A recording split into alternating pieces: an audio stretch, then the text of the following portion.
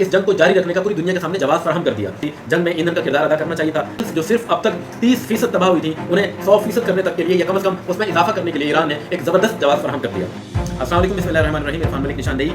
Iran ने मुसलमानों की खुद साख्ता नुमाइंदगी करते हुए इजराइल की जानिब अपने ड्रोन भेजे हैं और बदले की पूरी तैयारी में नजर आ रहा है। और बज़ाहिर ज़ाहिर है ये एक ऐसा एक्ट है कि जिसके तहत हम कहेंगे कि ईरान इस टाइम हीरो बन रहा है, मुसलमानों की नुमाइंदगी कर रहा है, बड़ा बन रहा है। लेकिन आप जब किसी भी इंसान के, फिर किसी मुल्क के ट्रैक रिकॉर्ड को जानते हो, अगर उस ट्रैक रिकॉर्ड के मुताबिक जब आप तजिया करते हो तो आपको आसानी होती है ये समझने में कि रोशनी का मतलब इस वक्त ये तो नहीं है कि पीछे रात है, और अगर कहीं पर आपको रात लग रही हो तो वो मसनूई अंधेरा तो नहीं है, मुमकिन है कि पीछे दिन हो। हम ये जानते हैं कि ईरान कितना ज़्यादा मुस्लिम उम्मा के साथ मुखलिस है और कितना ज़्यादा अपनी मनफियत जैसे कि दीगर ममालिक अपने कारोबार को देखते हैं को तर्क करके महज मुसलमानों का दर्द महसूस करता है। पिछले दिनों एक इजरायली एजेंसी के किसी आला सरबराह से बात हो रही थी, तो उन्होंने एक बड़ी अपने तौर पर ज़बरदस्त बात बताई कि हमारा टारगेट जो इस वक्त तक इमारतें तबाह हो चुकी हैं पैलेस्टाइन के अंदर, ये कभी था ही नहीं, बल्कि इस इमारतों के नीचे जो 500 किलोमीटर की टनल्स बिछी हुई हैं, असल में हमारा वो टारगेट है। और वो अब तक जो तबाह किया जा चुका है, इंसानी जानों की जितनी भी आप देख रहे हैं शहादतें हो रही हैं इन तमाम चीज़ों के बावजूद, और जितने लोग पकड़े धकड़े जा रहे हैं उस जानिब से ये इस जानिब से, ये असल मकसद नहीं है। असल मकसद और असल हदफ यही है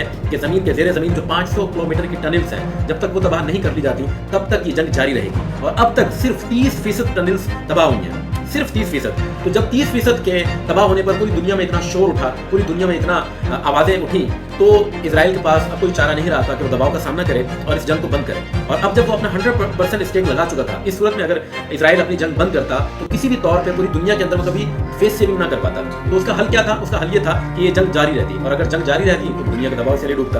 तो उसके लिए बज़ाहिर जो ईरान आपको नजर आ रहा है कि जिसने फ़लस्तीन की या मुसलमानों की नुमाइंदगी की है, अब उसने उस इजराइल को जो मजबूर हो चुका था, घुटने टेक चुका था कि जंग खत्म करे, और जंग खत्म करने के बाद अपनी नाक कटवाए और शर्मसारी का सामना करे, ईरान ने उसे एक नया हवाला दे दिया। ईरान ने हमला करने की कोशिश करके या हमले का ऐलान करके इजराइल को इस जंग को जारी रखने का पूरी दुनिया के सामने जवाब फराहम कर दिया। अब क्या होगा कि पैलेस्टाइन के अंदर जो अमवात हो रही थी फ़लस्तीनियों की, उनमें लामहला अल्टीमेटली कई गुना और इजाफा होगा, और उसके साथ साथ वो टनल्स जो सिर्फ अब तक 30% तबाह हुई थी, उन्हें 100% करने तक के लिए या कम से कम उसमें इजाफा करने के लिए ईरान ने एक ज़बरदस्त जवाब फराहम कर दिया।